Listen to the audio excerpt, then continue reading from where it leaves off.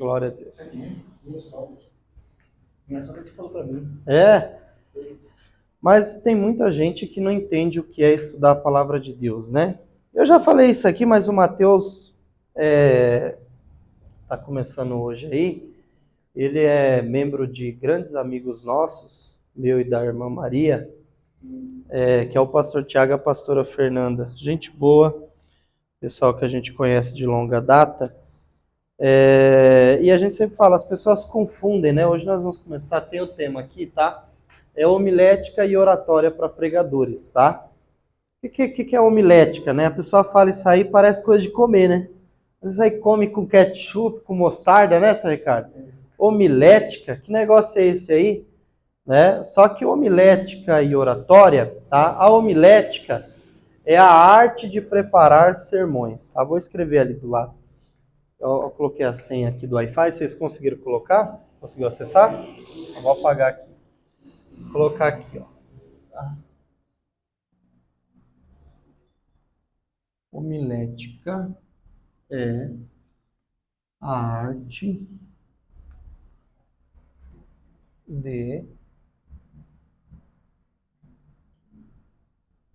preparar. Pode escrever, pastor? Pode. Sermões, tá? É a arte de preparar sermões. Vou colocar embaixo aqui, oratória. É a arte de falar em público.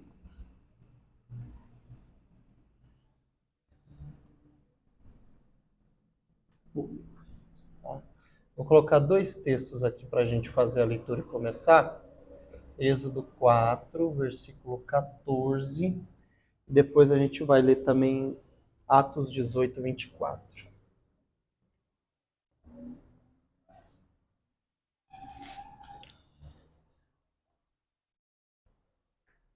Tá? O que é homilética? Tá? Homilética é a arte de preparar sermões. Tá? Quem já ouviu falar, por exemplo, de Marcos Feliciano? Hidekazu Takayama, Adeudo Costa, Gilmar Fiuza, tá? E muitos outros pregadores que existem hoje na nossa nação, tá? Você vai perceber aí que no meio evangélico hoje, né, principalmente aqui, não sei se os irmãos sabem, essa região aqui da Zona Sul de São Paulo, estado de São Paulo, tá? É considerado um celeiro de pregadores. O estado de São Paulo, se você for no Brasil, Maranhão, Pernambuco, qualquer lugar que você for, não existe tantas igrejas como existem aqui em São Paulo. No meio de tantas igrejas, surgiram muitos pregadores, né? Quantos pregadores você não conhece? Você vai lá no Facebook, lá coloca assim, pregador, né? No Google, vai aparecer uma lista de pregadores, tá? Inclusive, muitos pregadores aí de renome, eles foram aqui de São Paulo, da Zona Sul, por exemplo. Tem pessoas que não sabem disso. O Marcos Feliciano pregava ali no Varginha, com caixa livre, com microfone na mão. Marcos Feliciano. Pregava nos cultos nos lares, culto ar livre, e se tornou um dos grandes pregadores da nossa nação. Samuel Procópio, né, entregava flores no Farol, pregador aqui da Zona Sul de São Paulo. Gilmar Fiuza, que hoje é um grande pregador, mora ainda ali na região do Campo Limpo. Tá? Nasceu ali na região das periferias do Campo Limpo. Se tornou um grande pregador da nossa nação. Tá? Então, assim, será que Deus escolheu pessoas com estrelinha na testa? Falou, fulano vai virar um grande pregador porque é isso, isso e isso. Será que é só por causa disso? Claro que a pessoa vai receber aí no meio da trajetória do cristianismo, aceitou Jesus, a dedicação vai ser um fato, tá? A gente estava falando aqui na aula que antecedeu, as pessoas falam assim, eu não consigo guardar nada. Aí eu faço uma pergunta simples. Quantas vezes por dia você lê a palavra de Deus? Nenhuma. Vai guardar o quê? Não vai guardar nada, não lê nada. Então, tudo que você lê, relê, isso te ajuda a assimilar melhor. Então, assim, será que Deus escolheu, marcou pessoas com estrelinha? Ah, Marcos Feliciano vai ser grande pregador, escolhi ele. Será que é assim que funciona? Tá? Isso vai depender muito da entrega que você tem para com Deus, tá? Se você é uma pessoa que gosta de estudar, vai aprender, obviamente Deus vai te revelar muitas coisas que não revelou a ninguém. Se você não gosta de estudar, não gosta de aprender, dificilmente você vai ter um ministério de excelência, tá? O nosso irmão Ricardo estava falando de teologia, tá? Só para a gente entrar aí no conteúdo que ele falou, as pessoas usam muito uma expressão dizendo assim, a letra mata. Já ouviu isso, Mateus? A letra mata, né? Ah, Mateus, que isso? É um jovem abençoado, vai estudar teologia, vai perder a fé. Vai matar o Espírito Santo. Tem gente que ainda fala isso aí, né? Vai matar o Espírito Santo, tá? Vamos abrir a Bíblia lá em Coríntios.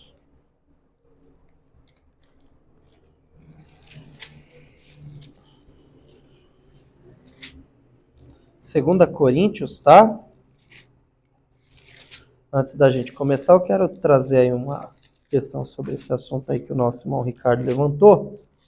Segundas Coríntios 3:6, tá? Ó, é batata isso aí, tá? Batata. Quando uma pessoa falar assim, que é Segundas Coríntios 3:6, quando alguém falar para você assim, a letra mata, você pode perguntar na hora aonde está escrito isso.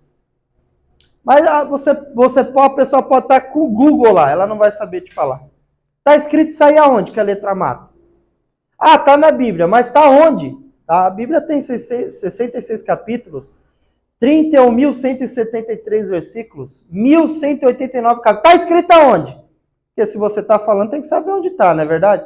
Está afirmando que a letra mata está onde, tá?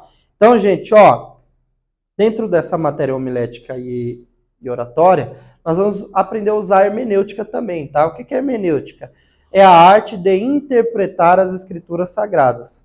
Você lembra do Filipe, o discípulo? Filipe foi impulsionado pelo Espírito Santo, o Espírito Santo falou para ele, desce para a estrada que está deserta, Gaza, a estrada de Gaza, e ele desceu, um lugar que não tinha ninguém. Só que quando ele chega lá, o funcionário da rainha Candace, o etíope, estava indo na carruagem, lendo um pergaminho de Isaías. Só que ele estava lendo, e o Espírito Santo falou, ó, chega perto. Aí Filipe chegou perto, e ele pergunta para aquele homem, olha, você entende o que lê? Aí ele fala assim, olha, ele está falando dele mesmo, está falando de outra pessoa, como eu vou entender se não tem ninguém para me interpretar, para ensinar o que ele está falando? Ele está falando dele mesmo ou está falando de outro? Aí o Filipe falou, ó, posso pregar para você? Filipe pregou para ele. Aí ele falou, sobe aí, né? E Filipe foi e interpretou. Falou, olha, ele está falando do Messias, pregou sobre Jesus. E aí aquele homem entendeu o que Filipe ensinou para ele sobre Isaías e falou assim, olha, o que me impede de ser batizado? Então assim, Filipe encontrou um homem que lia, mas não entendia o que lia. O homem falou para ele, então me explica. Filipe explicou, falou que o texto falava de Jesus, Jesus morreu na cruz, foi trazendo a mensagem messiânica, e aquele homem entendeu o que Filipe pregou e falou, olha, então eu quero ser batizado. O que me impede de ser batizado? Filipe falou, precisa de água. O homem olhou e falou, tem água ali, ó. Ah, então você quer ser batizado, foi lá e batizou o eunuco, tá? Então assim, ele lia, mas não entendia. Existem muitas pessoas hoje no mundo evangélico, tá? No meio cristão, que lê, mas não entende muitas das vezes a Escritura, tá? Então é necessário nós interpretarmos a Escritura, tá? É muito importante isso, nós interpretarmos a Escritura, tá? E olha o que diz 2 Coríntios 3:6, a partir do 6, né? Você pode ler, Mateus, pra gente, na sua versão aí? O qual nos fez também capazes de ser ministros do Novo Testamento, não da letra, mas do Espírito, porque a letra mata e o Espírito... Eita! Uhul! Já vai sair correndo e fazer aviãozinho. Acabou, a partir de hoje, não estudo mais, hein? Porque a letra mata, tá? Só que existe uma regra para fazer a leitura bíblica, isso aí vocês vão ter que gravar na mente, tá? Existem algumas regras que são fundamentais. Glória a Deus! Paz do Senhor, boa tarde. tá? Existem algumas regras que são fundamentais, tá? Ao estudar as Escrituras Sagradas. A gente começou bem agora, tá, Érica? A gente leu, se você quiser acompanhar, porque eu ainda não entrei no comentário do texto, e a gente não leu aqui ainda, tá? 2 Coríntios 3:6, tá? Tem um papel, a caneta que eu nem vi de casa. Tá, deixa eu achar aqui para você. Caneta você já achou. Eu vou... Vou pegar essa mão, tá? Isto. Eu tenho umas folhas aqui que você pode levar ela para não precisar arrancar a folha dele se você quiser. Que é dos alunos da... Tem até melhor aqui, ó. Que era da prova dos alunos de missiologia. Se você quiser usar também, tem até, ó. Tá, certo. É até para apoiar, né?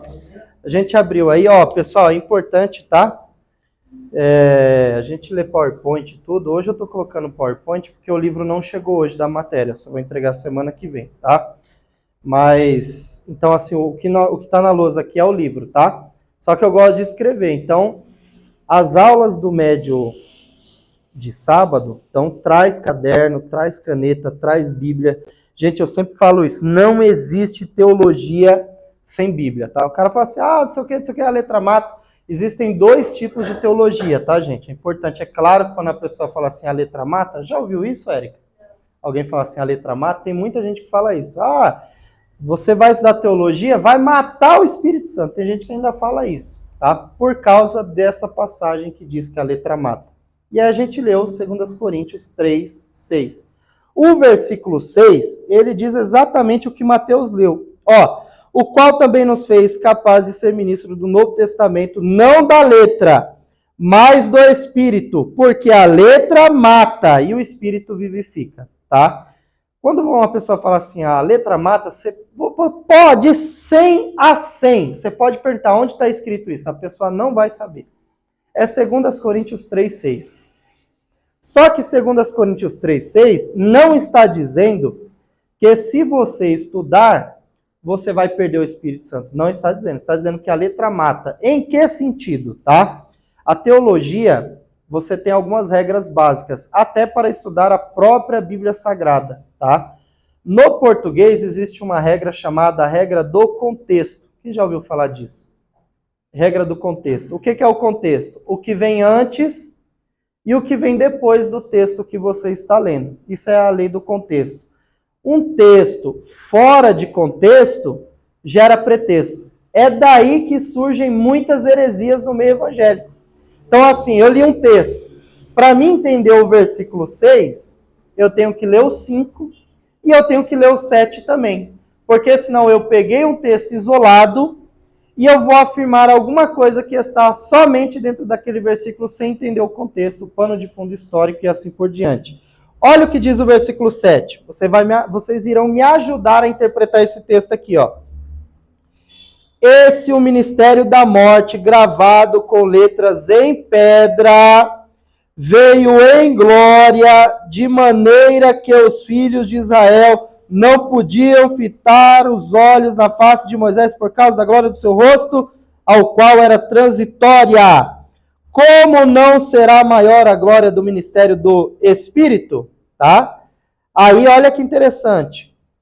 Qual foi a letra? Está escrito no 7, ó, esse é o ministério da morte gravado com letras em pedra, tá? Qual foi as letras? O que Deus deu para Moisés? Vamos lembrar a história? Moisés foi um homem escolhido por Deus.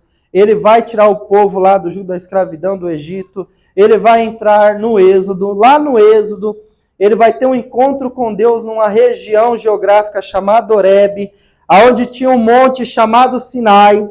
E Deus fala para ele subir, porque Deus ia dar para ele os 10 mandamentos. Aí Moisés sobe. Quando ele sobe lá em cima, Deus falou, você vai lavrar pedras, vai deixá-las cortadinhas, tem que ser o mesmo tamanho, as duas têm que ser iguais. Moisés sobe. Quando chega lá em cima, Deus escreve nas tábuas. O que Deus escreveu nas tábuas de pedra? Os 10 mandamentos, tá? Então, o que esse texto está falando aqui? Quando ele fala assim, olha, a letra mata. Aí depois, vamos ler o 6? A Érica tá meio perdida ali, que ela chegou bem na hora da leitura. Mas, ó, o 6 diz assim, nos qual nos fez também capazes de ser ministros do Novo Testamento. Não da letra, mas do Espírito, porque a letra mata e o Espírito vivifica. Seu Espírito da morte, gravado com letras em pedra, vem glória, de maneira que os filhos de Israel não podiam fitar os olhos na face de Moisés por causa da glória do seu rosto, o qual era transitória. O que ele está falando aí? Quem consegue interpretar? O que Paulo está escrevendo para os irmãos da cidade de Corinto? Ele está dizendo literalmente que a letra mata, mas essa letra é a lei. Por que a lei? Porque ninguém conseguia viver debaixo da lei. Então, quando Paulo escreve dizendo que a letra mata, ele não está falando que se você escrever um alfabeto, você vai morrer. É claro, né, gente? Se você pegar 3 livros desse aqui e tacar com muita força na cabeça de alguém, pode ser que mate mesmo. Caso contrário, tá? Paulo está falando da lei, tá? Não está falando que se você estudar vai perder o Espírito Santo. Nada a ver. Isso aí é desculpa para quem não gosta de estudar mesmo, tá? Aí a pessoa já ouve falar assim, a letra mata, e aí um reproduz para o outro, um vai falando para o outro fala para o outro, e quando você faz essa pergunta, mas isso está escrito aonde? A pessoa, ó, e quando acha, também não lê o texto inteiro, tá? Então, literalmente, isso aí, ó, gente, está descartado. Quem já leu 2 Timóteo, capítulo 4, a partir do versículo de número 10?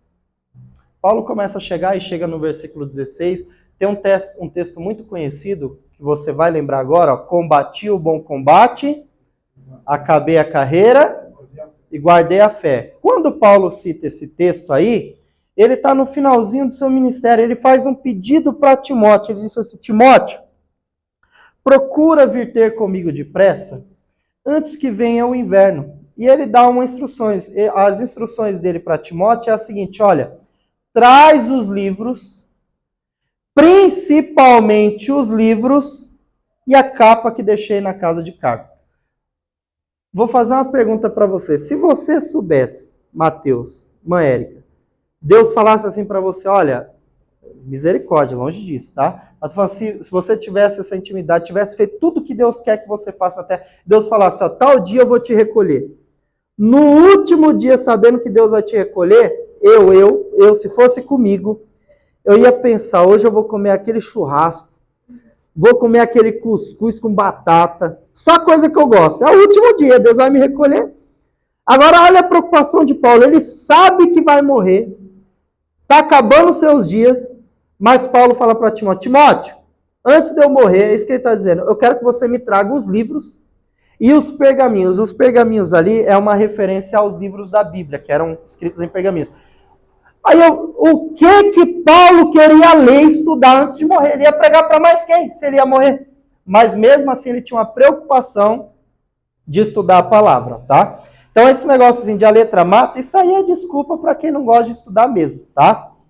E agora sim, se nós temos algumas regras, tá? A primeira é do contexto, eu usei esse texto aqui. A segunda é que a Bíblia interpreta a própria Bíblia, tá? Como assim a Bíblia interpreta a própria Bíblia? Você sabia? Vou falar algo bem interessante aqui, ó. Você consegue provar para mim que aqui nesse livro aqui que eu estou segurando agora, Bíblia, tem o Pai, o Filho e o Espírito Santo? Quem consegue provar para mim? Provar. Ficou difícil agora, né? Como é que eu provo para você que tem, ó, só segurando assim, aqui, ó, tem o Pai, o Filho e o Espírito Santo? Quem consegue me dar assim uma ideia, uma tese, uma teoria, uma realidade, qualquer coisa, um chute na trave, tá? Vamos lá? Quem acredita, claro, Paulo escreveu, né, para Timóteo, quem acredita que toda a Escritura é divinamente inspirada pelo Espírito Santo de Deus? Acredita nisso? Então, assim, de Gênesis a Apocalipse, nós temos a inspiração do Espírito Santo. A Bíblia Católica tem 7 livros a mais, não tem? Do que a Bíblia, a nossa tem quantos livros? 66 livros. A Católica tem 7 a mais, que são chamados de apócrifos, tá? Por que os livros apócrifos, como a gente vai trabalhar a questão da pregação e da oratória, eu já vou começar com isso aqui. Por que os livros da Bíblia Católica são chamados de não inspirados, tá? Espúrios ou apócrifos, tá? Porque não há inspiração neles, tá? Quem lembra que entre o Antigo Testamento e o Novo tem um período, tá? Chamado de período interbíblico. Quem lembra disso aí? Não estudando. Tem uma matéria que a gente estuda chamado bibliologia, tá? Ó. Então vou colocar aqui, ó. Vocês não precisam anotar isso aí, não. Isso aqui é só um comentário. Antigo e Novo Testamento. Abreviação para Novo, abreviação para Antigo. Entre o Antigo e o Novo, existe um período, tá, de 400 anos, tá, de silêncio.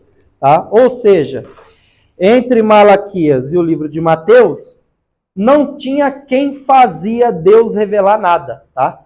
Nem o Charabanai, né? Tem uns mistérios aí novos aí do assim diz o Senhor e Deus não falou nada. Nem os falsos profetas estavam profetizando nessa época. Deus fechou a revelação. Sacerdote, profeta, né? Quem sabe a diferença do sacerdote e do profeta, tá? O sacerdócio, tá? Tem uma matéria que a gente estuda chamada Teologia Sacerdotal. O sacerdócio era uma função que é até considerada como eclesiástica quando você compara com a teologia pastoral. E o sacerdote, ele servia para ministrar juízo, tá? Por isso que o sumo sacerdote, apenas uma vez por ano, ele entrava dentro do Santo dos Santos para fazer juízo e ser o mediador entre a nação de Israel. Então ele, com o sangue do cordeiro, entrava lá para fazer a mediação, ou seja, para que Deus perdoasse o pecado da nação de Israel. Aí por que Cristo é o nosso sumo sacerdote? E ele é o único mediador entre Deus e os homens. Porque só ele pode fazer esse juízo na mediação por nós e perdoar os nossos pecados. Por isso ele morreu na cruz. Então, quando a gente olha para essa questão do Antigo e Novo Testamento, a gente tem que entender. Ó, silêncio, tá? O sacerdote era alguém que entregava para Deus, ele recebia o sacrifício, os levitas pegavam na porta da tenda, tem um desenho ali, ó. Deixa eu pegar aqui para ilustrar. Você me dá uma licencinha aqui, Érica, rapidinho?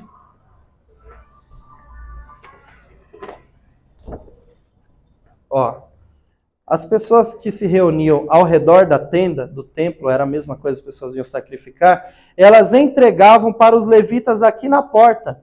Os levitas entregavam para o sacerdote, e o sacerdote colocava esse sacrifício no altar. Sacrificava a Deus. Quando era o cordeiro pascual, o cordeiro que era imolado uma vez por ano, ele matava o animal aqui, degolava, o animal era colocado aqui sobre o altar, ele com as mãos manchadas de sangue, entrava lá dentro do lugar e chegava até o lugar santíssimo. E ele aspergia, ou seja, passava a mão com sangue nas 4 pontas da tampa da arca, que era o propiciatório. Aí Deus se manifestava, isso uma vez por ano, tá? E ele fazia expiação do pecado. Se fosse na época, acho que ninguém ia querer ser pastor não, sabe? Porque hoje, quando você olha para o século XXI, o que você vê de camarada torta aí na presença de Deus... Outro dia eu fui Tem um pastor amigo nosso, convidou um pregador, e como a gente está falando de oratória, ele convidou um pregador e o irmão pregou, foi uma bênção, caiu fogo do céu lá, o povo falou em línguas.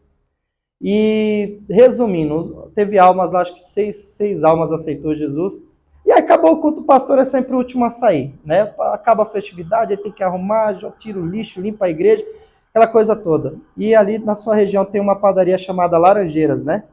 Ele sabe onde é, a região do Mirna ali. E aí o pastor foi embora com a família. Quando passou em frente à padaria Laranjeiras, a esposa do pastor gritou, "Show, o pregador ali." Qual era o problema? Sentado numa mesa tomando cerveja. Aí o pastor falou, não é. Resumindo, o pastor manobrou o carro, voltou. Quando chegou lá, não é que era o pregador mesmo? Aí o pastor, irmão, o que está acontecendo? Ele fez assim, opa, calma aí, pastor. O senhor me combinou comigo a oferta, eu fui lá, preguei, Deus não batizou o povo lá, não teve alma salva? Teve. Então, o que o senhor me combinou comigo, Deus honrou lá. Agora, a minha vida pessoal é eu e Deus. O que você vai falar para um camarada desse? O pastor só falou, amém, irmão. Acabou, o pastor nem pregador itinerante quer chamar mais na igreja dele. Mas aí você olha para uns camaradas desse aí, imagina se fosse na época do sacerdócio. você, como sumo sacerdote, alguém que vai fazer expiação, entrar lá dentro, e se tiver alguém que pecou lá fora, você morre. Ninguém ia querer ser pastor lá. Se fosse no dia de hoje, ninguém ia querer ser sacerdote não, seu Ricardo. Mas naquela época tinha que ter. Então o sacerdote recebia do povo e entregava para Deus. E às vezes, se fosse o caso da expiação e Deus não se agradasse, o sacerdote ainda morria. Já pensou, Eric? Ninguém ia querer ser pastor não, ia ser estreito o negócio.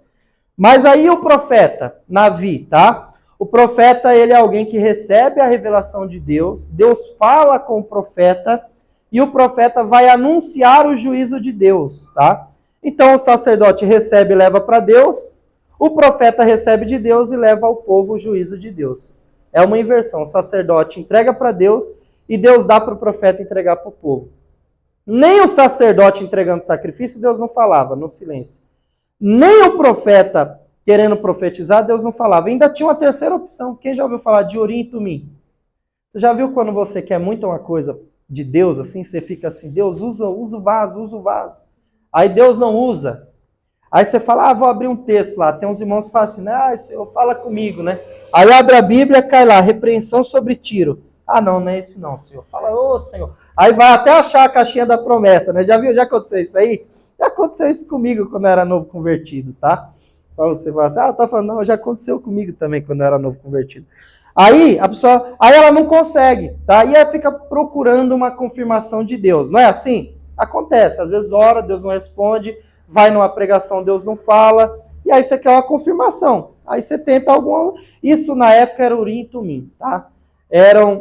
Era como se fosse uma terceira opção. O profeta não falou nada, o sacerdote sacrificou, Deus não respondeu, eles tinham Urim e Tumim, colocava a mão num tipo de bolsa, e quando puxava saía uma das duas pedras, ou Urim ou Tumim.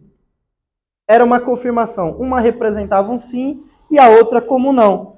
Então, nem eles colocando a mão, não saía confirmação de Urim e Tumim. Então, Deus não falava de forma nenhuma, tá? Então, os livros da Igreja Católica não são aceitos para nós, tá? Que acreditamos na inspiração divina, porque eles foram escritos num período que Deus não falava.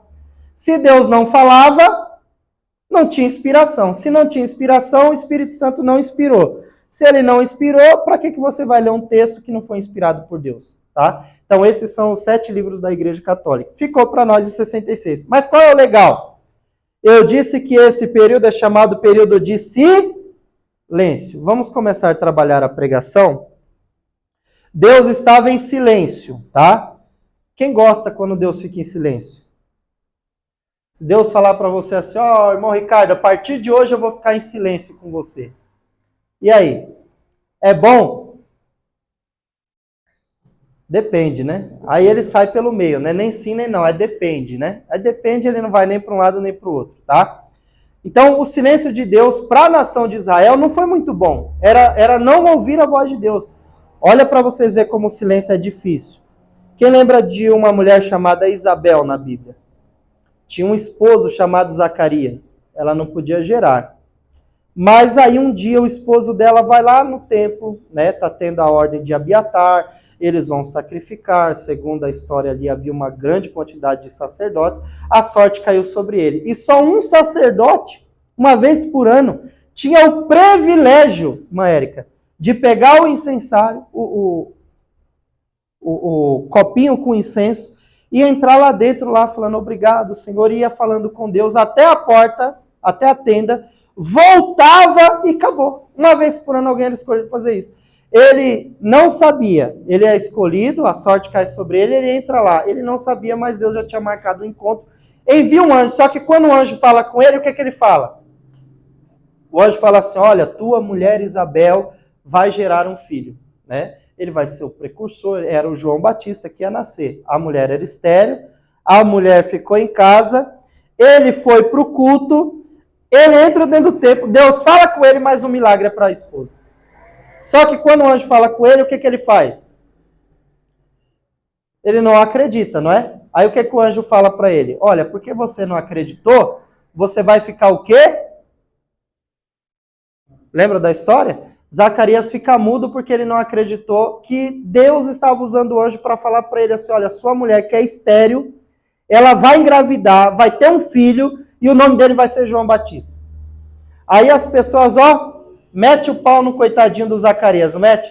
Ah, não acreditou no anjo. Mas para pensar.